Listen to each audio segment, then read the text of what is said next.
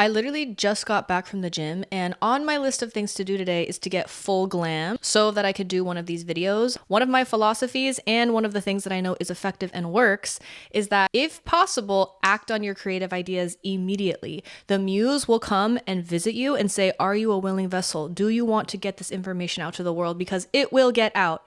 If you are not the one who gets it out, it will find another willing vessel. So I personally, when I receive a download that I know needs to get out into the world to raise the vibration of the collective, I want to do it as soon as I can. I'm literally going to be late to a meeting, but let's get into the thing I wanted to share.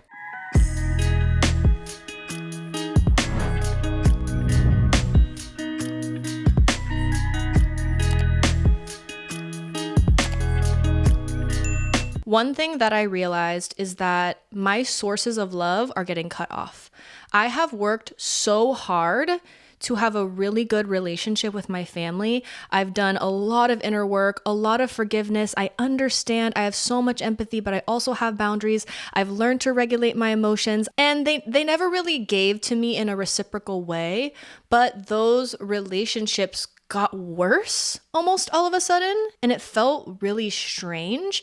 And then also my relationship with my sibling, which has been pretty good for a while, suddenly got really bad as well. And I know that, I'm not really going on the same path as anyone in my family. I'm doing my own thing. But to me, I'm like, it doesn't matter if I would be friends with these people in real life or not. They're my family, and I know that they're supposed to be in my life to develop me spiritually. And I genuinely love my family, even if I wouldn't have picked them as friends. But those relationships suddenly got worse, and it was really confusing for me. And then I also went through a breakup, and that was a big source of love for me. And that person just made me feel loved so easily. And then his entire family made me feel like what I always wanted my family to make me feel like, which is just so easily loved and cherished, and I didn't have to be anyone but myself, and I could just receive.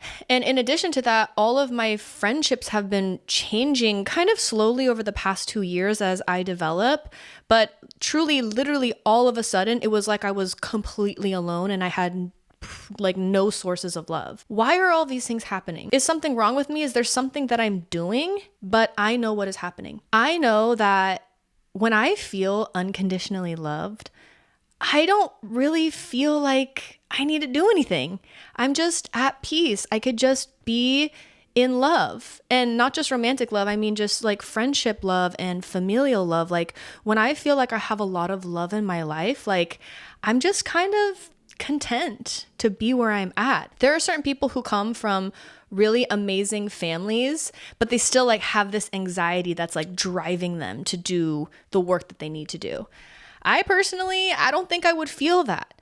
If I had the kind of loving family that I know eventually I will either create or be a part of in some way, I think I would just be at home and be with my family and have a good time.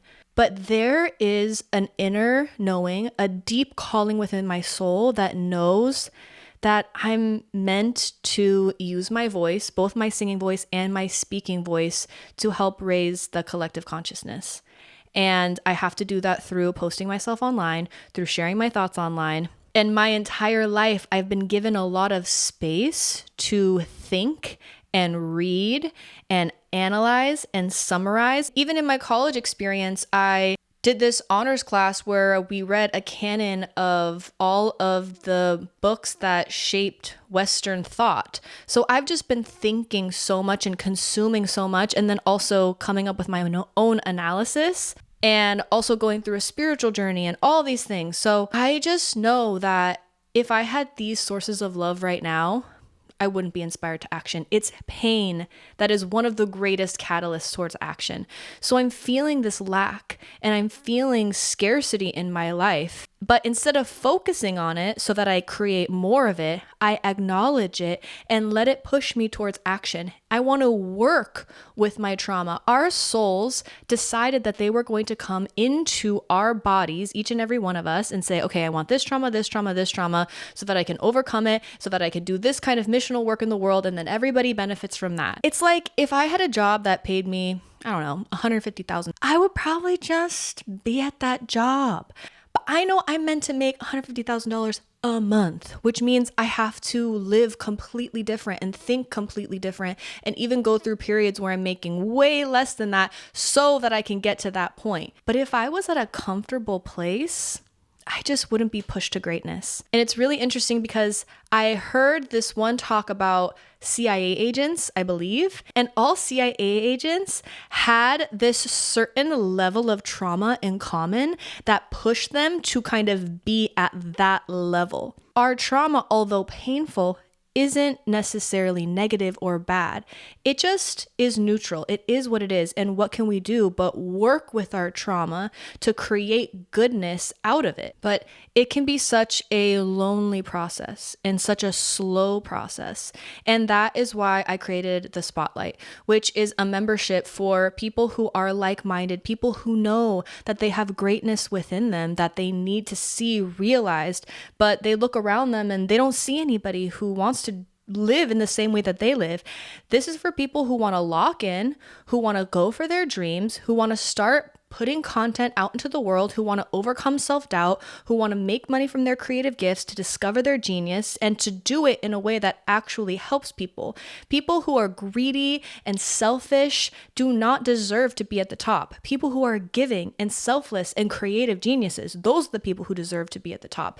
And we're going through this crazy shift of power in the world, and I am going to be a part of it. We don't have to have 9-to-5s. We don't have to be lawyers or doctors in order to create wealth or create sustainability for ourselves. You can literally make slime. You could actually make freeze-dried candy on TikTok and make a ton of money. So whatever it is that you want to do, whatever you really want to do, and discovering what you actually want and then doing it is something that we can do now. So why not go and do it? I have spent, I think, 7-ish years making content, and I have learned so much about the process, and now I have the skill of doing it. And if I'm anything, I am consistent. I know that I have the skill of consistency. I have the skill of showing up confidently even when I'm uncomfortable, and I want to collapse time for other people, because success is not a pie where there are a limited amount of slices. Success is a fruit.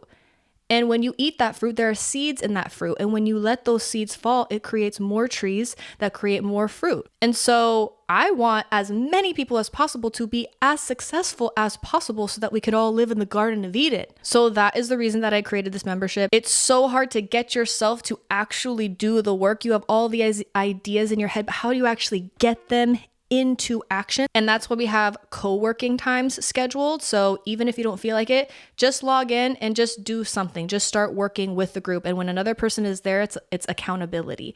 Having that accountability is so key. And then the coaching calls where we actually get to connect with other people who are like-minded. And then I share my insight with how to really push yourself forward and challenge yourself and stop numbing yourself out with TV and Netflix and weed and adult films and your phone and all of these things that are literally distracting you from being the person that you know you're meant to be. That is such a travesty. So if you're interested in joining the Spotlight, it's going to be in the description. I wanted to make it super affordable so that as many people can join as possible and we could all literally love our lives because we live in a time where we can. That's all I have to say for today. I'm literally 10 minutes late for my meeting because I had to get this out. But thank you so much for watching, and I'll see you next time. Bye.